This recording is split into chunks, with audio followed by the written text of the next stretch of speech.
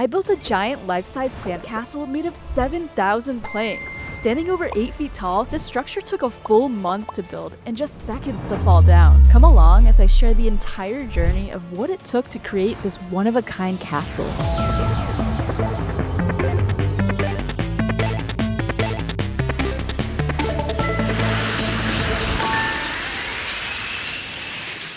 What's up, Domino community, and welcome to the behind the scenes of how I created this life-size Dominoes sandcastle. I wanted to make something fun for the summer, so I did some Googling and I was like, maybe a sandcastle. And as I was looking through all these images, I thought, hey, I can actually build this out of planks and build it even taller than I could with dominoes. And it just kind of works out perfectly that wooden planks are basically kind of the same color as sand, and I really wanted to test out this big trigger mechanism with a tall structure. This was just the perfect project to be able to do that. So to begin, I started by making the trigger mechanism. So the way this works is when you remove that vertical support piece, the flat piece on top of it just falls down, and the one that is supported on top of that also falls over. So it kind of just creates a chain reaction where these levers just slowly go up, and it can support a ton of weight because the more chains that you put, the more weight is distributed. But the trick is when you build a lever chain, you have to do like at least 5, maybe even more lever chains before starting a really big structure on top of it. So I made sure there was a little bit extra room in the front before it leads to the big tower. After I made a whole field of these lever chains, I started building the arch, and this was a really neat kind of tower that's just connected at the top. This is just made up of some 2x2 towers which are connected by flat planks. After that, I started building a tower that slowly tapers in as it gets taller, and this is built pretty much exactly like a domino tower, just using horizontal pieces that are stacked. But for this one, I decided to slowly taper it in so that it gives a better effect of a castle, so it's wider at the bottom and a bit narrower towards the top. I even added a window, which was honestly a little challenging to balance and get right, but it worked out, and eventually I was able to build the top layer and then even widen the tower towards the top to create a balcony. And then I added some dominoes for what's called the Merlin.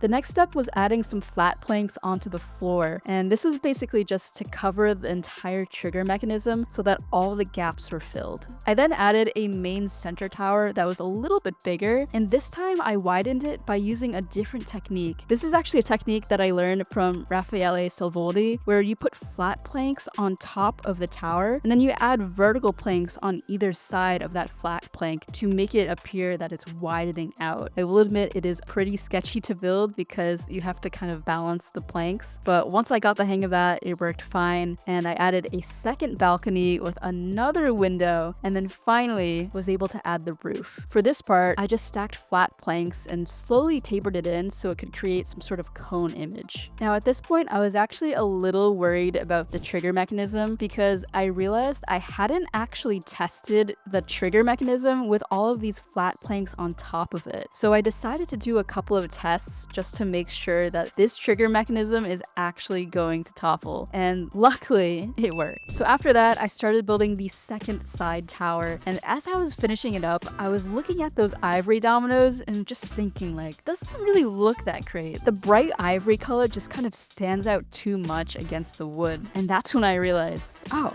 I can use Jenga blocks. So I replaced the dominoes with these Jenga pieces, and it matches a lot better and honestly is a much better size. Taking a step back at the castle, I also didn't really like how the roof looked. Like, these flat pieces just didn't really make a great cone shape and was kind of uneven, so I decided to take it down and then rebuild it using these leaning vertical planks. And this way it can kind of create a shingle effect, which I think makes a much better cone. And to finish the tower, I decided to get some red cardstock, cut it out, and make a flag. I could just tape this onto 3 planks to weigh it down, and then very carefully place it at the top of the tower. After that, I started building these backside towers, and this was a lot faster to build just because I had already built a couple other towers beforehand. Every so often, I would still accidentally drop planks. I mean, most of the time this wasn't a huge problem, like they would just fall over and nothing would really topple, but other times it would actually destroy destroy part of the trigger mechanism. Like the entire backside of the supports would just knock down, yet the tower would still be standing. There's just so much weight holding up the tower, and the way that it's kind of woven together was just enough to make it keep standing. And this was honestly kind of a miracle because this happened literally multiple times. As I was finishing this tower, I was setting up the planks on the roof, and I noticed it was getting a little precarious. Some of these planks were just millimeters away from falling over. These planks were balancing on very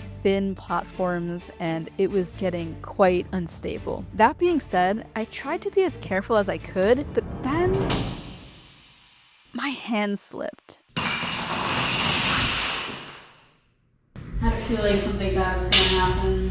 I just had a big fail. This entire column fell over. As I was placing the shingles, I guess, on the roof, there was not a lot of space for them to really get held in place, and one of them fell off and it triggered the herringbone mechanism at the bottom, which unfortunately toppled the tower. Even though there was a pretty big fail, I try to look at the positive. At least most of the towers are still standing, right? Only one section of it got toppled. Regardless of the fail, I picked up the pieces again and started rebuilding, and because I had built this tower so many times, it was much faster. Luckily, I was able to rebuild it with no problems whatsoever, so I went ahead and then added the final flags to the castle. I also added these extra walls to make it appear like these towers are connected, when really it's not actually connected, but it's just kind of for show. Another change that I made was I replaced the Jenga blocks on top of the arch with some stacked planks. This whole project was a very iterative process. I changed a lot of things as I went on and unbuilt things and then rebuilt it in a better way. There's always ways that you can improve a design. Every once in a while, I would always step back and just kind of take it in and see what the aesthetic looked like to see if I can make it even better.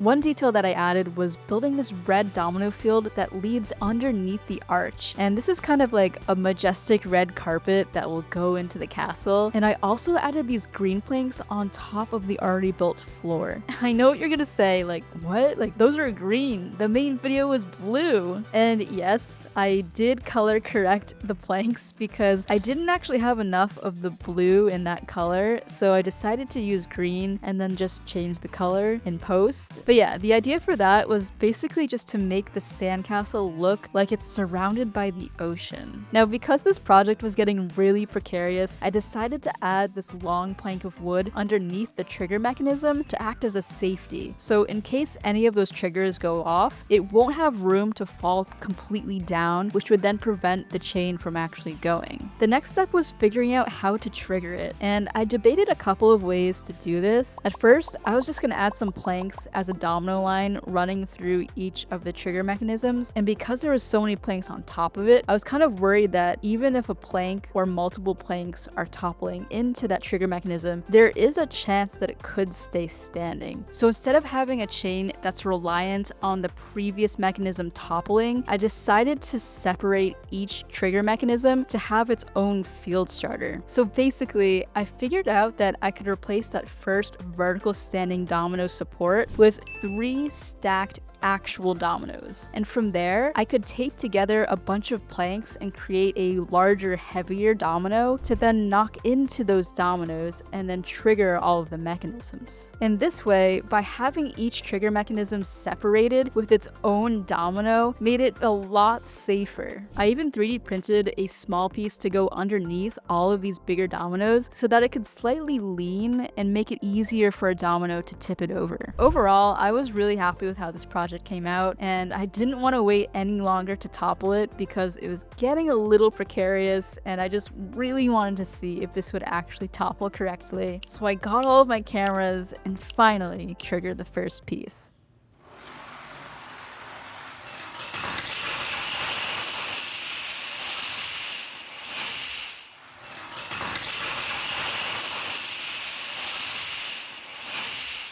This castle fell perfectly, and I'm so happy. Every single trigger mechanism worked as planned, nothing stopped, and each tower fell sequentially. I really love that effect. If you think this is satisfying, please give this video a big thumbs up. I want to give one last shout out to our featured community member, Domino Dynamo, who's been making some great projects for our collaborative community compilations. And as always, I'm Lily Hevish, and keep on building.